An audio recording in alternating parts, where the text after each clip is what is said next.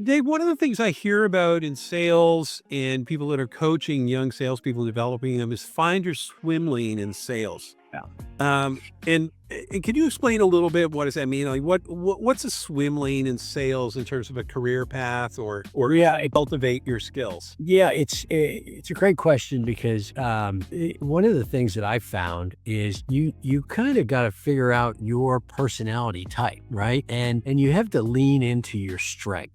You can certainly learn new things, but there's nothing wrong with having different kind of modes of operations. Like some people really love cold calling. I'm not one of those people, right?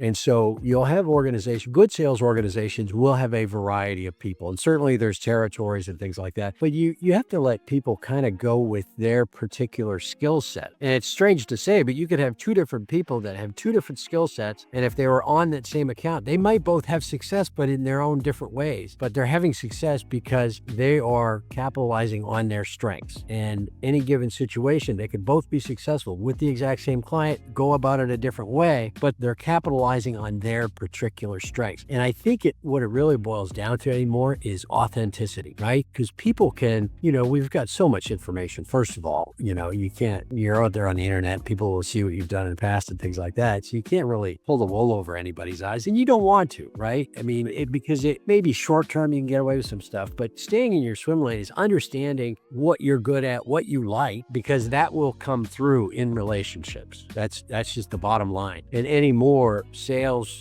I guess for all time, sales is about relationships, right?